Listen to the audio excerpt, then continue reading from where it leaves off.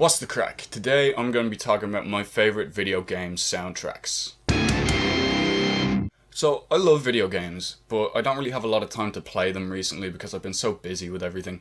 So I thought I'd make some time by dedicating an entire video towards talking about my favourite video game soundtracks. They're not necessarily my favourite games, but they're the games that I feel have the strongest soundtrack, and the soundtrack enhances the gameplay overall the most. Just a quick disclaimer, I'm going to be focusing on games' original soundtracks. So no GTA games, no WWE games, no Need for Speed games, because most of their soundtracks revolve around people's music that they've just bought the rights to.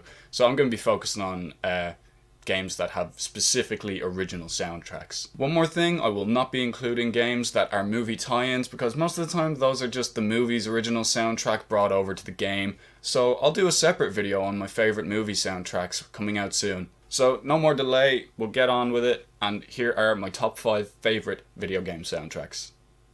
Number 5. Russell Brower was the senior audio director / composer for Blizzard, credited with writing for 6 of the World of Warcraft expansions along with his team. The incredible thing about this is most games have roughly 1 or 2 hours of soundtrack. Taking into account all the expansions the game has, there's 11 hours of soundtrack in this game. Unfortunately, in 2017, he was let go from his position, but he's still on good terms with Blizzard because he hopes to continue doing freelance work for them. In most games, a single song will be made to loop over and over again for as long as you are in a certain area. Most of these loops would be roughly 2 to 3 minutes long, depending on the average length of time you're playing the game and how long they hope that you would be in the area before leaving. For example, if the average time to pass through an area is 2 minutes, they might just have a 1-minute piece of music in that area. But with World of Warcraft, there are pieces of music up to 10 minutes long. This just showcases the sheer scale of the game and how much effort they go towards creating the music.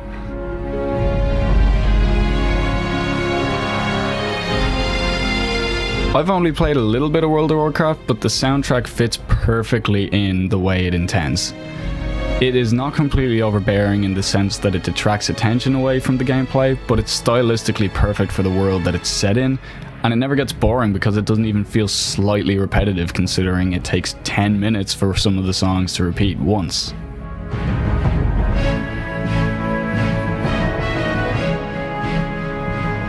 Number 4.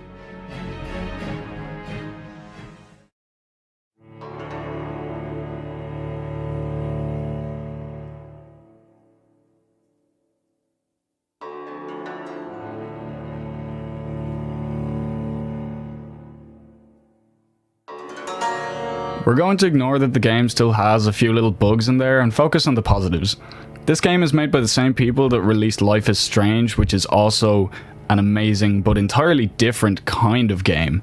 It's set in 1918 London during the Spanish flu epidemic, and you're playing this guy who has recently been turned into a vampire, and the entire game revolves around him searching for answers as to how he was turned into a vampire and who did it to him. There are a lot of characteristics that make up a soundtrack, but the end goal is that it feels good in the game. The instrumentation is just so simple, with the droning synth sounds and the cello being the main instrument with some vocals and drums thrown in for feel. But it does so much more than it sounds like it would. It goes from sounding completely peacefully depressed to almost industrial and riddled with dissonance. The soundtrack makes this game. Because the entire game is so dark and dreary and depressing, it's difficult to know when you're going from a dark, depressing safe place to a dark, depressing, dangerous place full of monsters and people that want to kill you. The music sets that tone, and it helps you to differentiate between the different areas that you're in. For a game that's over 20 hours and relies so much on story to carry you, the music cements the feeling of each scene.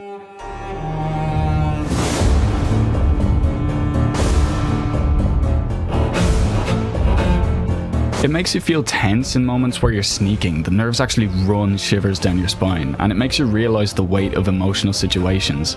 And even though the cello sounds are such a stereotype in horror, it's used to its fullest potential here. The tracks all flow seamlessly, and the game creates a soundtrack worth experiencing firsthand. So go play that game and you won't be sorry.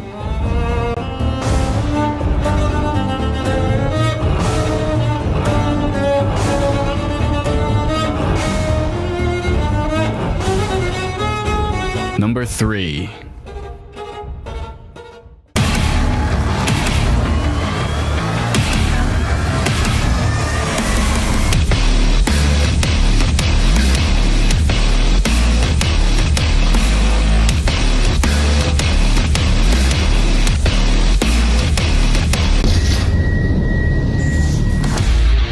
I have never felt more badass playing a video game than I did when I experienced that for the first time.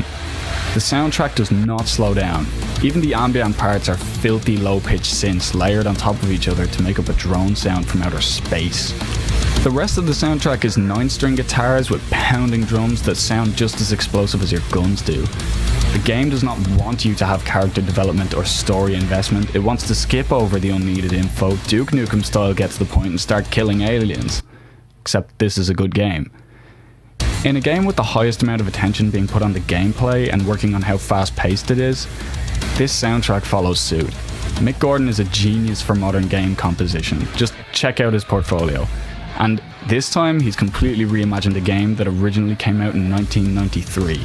This is one of the only original soundtracks that I listen to outside of playing the game. In the same way the game cuts out the useless dialogue and storytelling that's unnecessary, Mick Gordon cuts out the useless parts of a heavy song. Instead of worrying about being intricate and technically complex, he just gets to the riff, and the soundtrack does that for the next 2 hours. Each song is so pounding and the game gets you so engrossed that all the music becomes subconscious. You don't consciously notice the exact music that's going on. All you know is the game feels intense and the music completely accompanies that.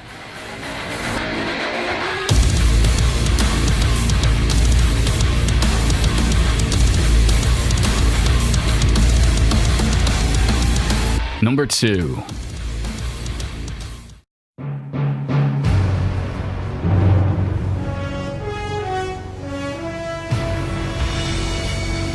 I'd like to point out before I talk about this game that I'm going to put down Hideo Kojima's name into the brackets, because I've decided that the brackets have the name of the people who made the game inside. And I'm not going to put down Konami, because even though they were the developers, it was Hideo Kojima that made this game, and there's no Metal Gear Solid series worth mentioning without him, no matter how much they want it.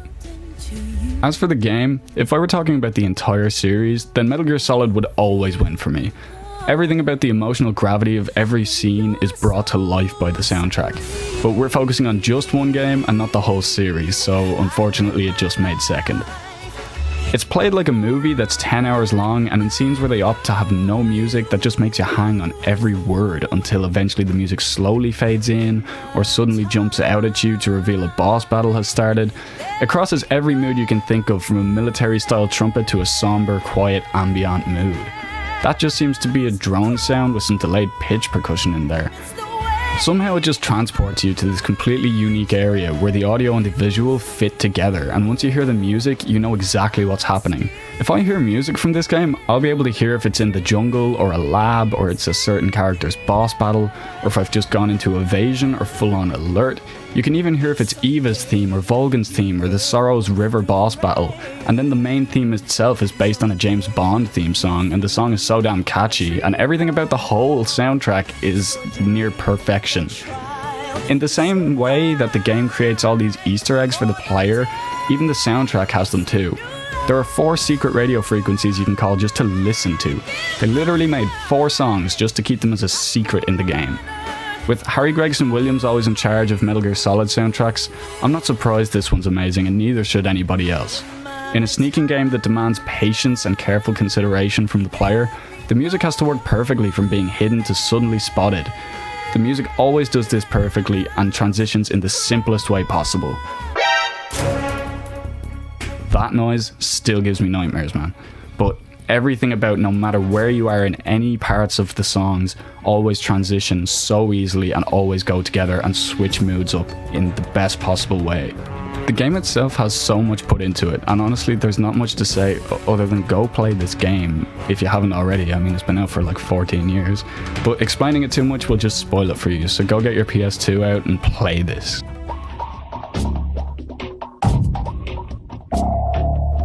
Before I move on to number 1, I'm just going to real quick mention a couple of games that have incredible aspects or amazing theme songs, but that same standard doesn't necessarily carry across to every other part of their soundtrack, and there's just something that's lacking.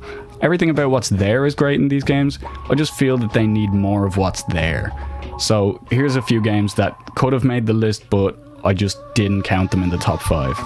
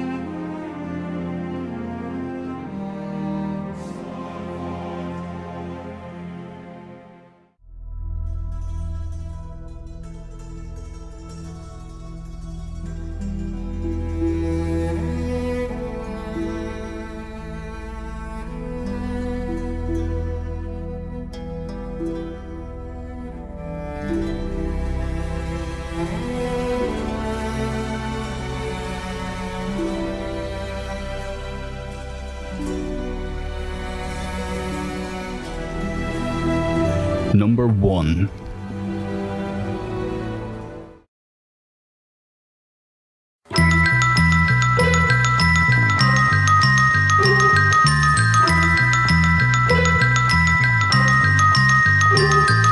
Sean Lee has composed my favorite ever soundtrack. He's done this in one of the most unlikely ways, but when you break it down, it makes perfect sense.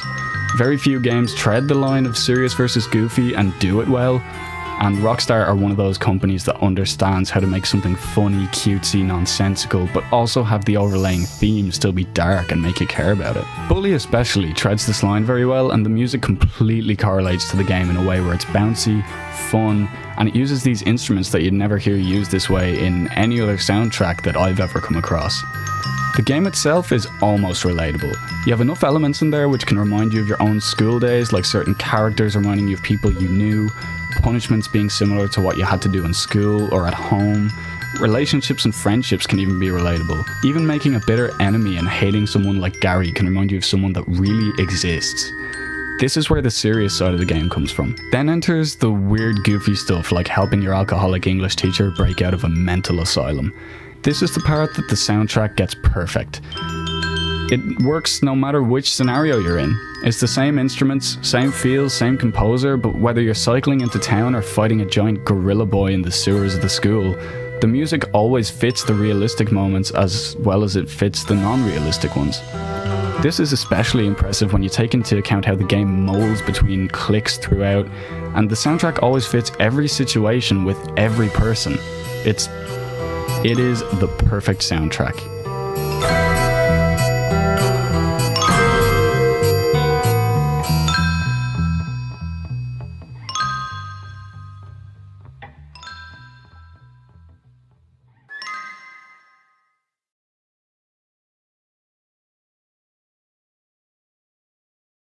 Okay, so that's the video. I hope you enjoyed it. Feel free to comment down below what you thought about the list, or if I didn't include any games that you love the soundtrack of, feel free to comment those down below as well. I decided I want to do this more regularly, so you can see me the same time next week, and I'll be uploading another video then. If you want to subscribe, like the video, comment, whatever you want to do, that'd be really appreciated. And I'll talk to you later.